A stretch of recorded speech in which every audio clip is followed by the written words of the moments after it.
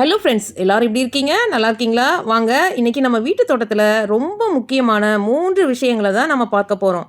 நம்ம தோட்டத்தில் பூச்சி தாக்குதல் வந்தால் என்ன செய்யணும், அவரை, வெள்ளரி, நாற்று பிரித்து நடவு செய்கிறது எப்படி, ஒரு சின்ன சோப் ஆயில் கேனில் வளர்ந்த திரட்சியான குடைமிளகாய் அறுவடை, இந்த 3ஐயும் நம்ம பார்க்க போகிறோம். வாங்க வீடியோக்குள்ளே போகலாம். ஃப்ரெண்ட்ஸ், இன்று இப்போ நம்ம பார்த்துட்ருக்க இந்த பூச்சி வந்து அடிக்கடி நம்ம செடியில் இருக்கும். ஒரு சிறிய பூச்சி, ஆனால் முக்கியமான பூச்சி. இதை பற்றி நம்ம பார்க்கலாம். இதை மிரிட் பூச்சின்னு சொல்லுவாங்க. இது வந்து உட்காந்துச்சுன்னா இலைகள் வந்து மஞ்சள் நிறமாக மாறிடும். இலைகள் வந்து கருப்பு புள்ளிகள் தோன்றும். புதிய முட்டுகள் உதிர்ந்துடும். மலர்கள் சரியாக வளராது. காய்கள் சுருங்கி அந்த வடிவமே மாறிடும். குறிப்பாக மிளகாய், தக்காளி, பீன்ஸ், பப்பாளி போன்ற செடிகளில் இது அதிகம் தாக்கும். அப்படின்னா நண்பர்களே, சில வகை மிரிட் பூச்சிகள் வந்து தீங்கு விளைவிக்கும் சிறிய பூச்சிகளை கூட வேட்டையாடி சாப்பிடும். அதனால் சில நேரங்களில் இயற்கை கட்டுப்பாடு பூச்சியாகவும் இப்படிப்பட்ட பூச்சிகள் செயல்படும்.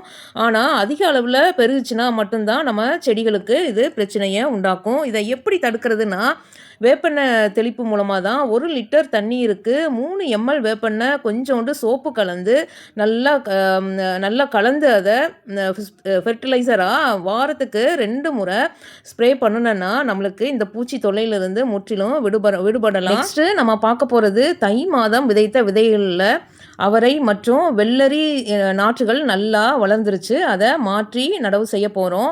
முதல்ல நம்ம மண்கலவை எப்படி ரெடி பண்ணணும்னு பார்த்துக்கலாம். தோட்டத்து மண் வந்து 40% எடுத்துக்கோங்க. 30% வந்து நல்லா மக்கிய தொழு உரம் இல்லைனா ஆட்டு தொழு உரம். 20% வந்து கோகோபிட் எடுத்துக்கோங்க. 10% வந்து வெர்மி கம்போஸ்ட் எடுத்துக்கோங்க. இதெல்லாம் நல்லா மிக்ஸ் பண்ணி ஒரு மென்மையான மண்ணாக மாறும் உங்களுக்கு. இந்த மாதிரி சாஃப்டான மண் கலவையில் வந்து செடிகள் வந்து நல்லா செழித்து நல்லா வளரும். இதில் ஒரு கைப்பிடி வேப்பம் புண்ணாக்கு இருந்தால் வேப்பம் புண்ணாக்கும் கலந்துக்கலாம். நான் வேப்பம் புண்ணாக்கு பதிலாக காஞ்ச வேப்பிலை சருகுகளை பயன்படுத்தியிருக்கேன். உங்ககிட்டையும் காஞ்ச வேப்பிலை சருகுகள் இருந்தால் அதை பயன்படுத்தலாம். இது பயன்படுத்துறதுனால பூச்சி தாக்குதலிருந்து வேர்களை பாதுகாத்துக்கும், வேரழுகல் நோயும் ஏற்படாது. நெக்ஸ்ட்டு நம்ம வெள்ளரி செடியை வந்து நடவு செய்ய போகிறோம்.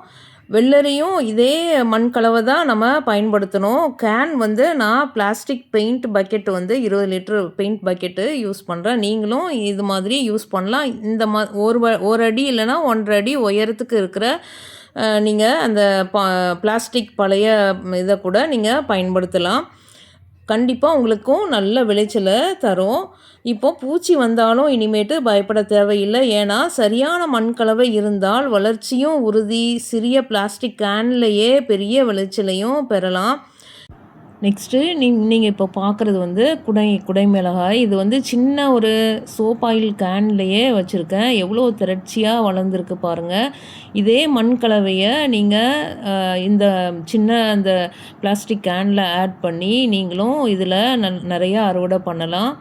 இனிமேல் பூச்சி வந்தாலும் பயப்பட வேணாம். சரியான மண்கலவை இருந்தால் வளர்ச்சி உறுதி. சிறிய பிளாஸ்டிக் கேன்லேயே இதுபோல் பெரிய விளைச்சலை நீங்கள் பெறலாம். இயற்கையான முறையில் செஞ்சிங்கன்னா நம்ம தோட்டம் ஆரோக்கியமாகவும் இருக்கும், நம்ம உணவு பாதுகாப்பானதாகவும் இருக்கும். நண்பர்களே, உங்கள் தோட்டத்தில் இப்போது என்ன காய் காய்க்கிறது அப்படின்னு நீங்கள் சொல்லுங்கள். இந்த மாதிரி செடிங்க நீங்களும் வளர்க்குறீங்களா? இந்த வீடியோ உங்களுக்கு பிடிச்சிருந்தா லைக் பண்ணுங்கள், கமெண்ட் பண்ணுங்கள், சப்ஸ்கிரைப் பண்ணுங்கள், ஷேர் பண்ண மறக்காதீங்க ஃப்ரெண்ட்ஸ். Happy gardening.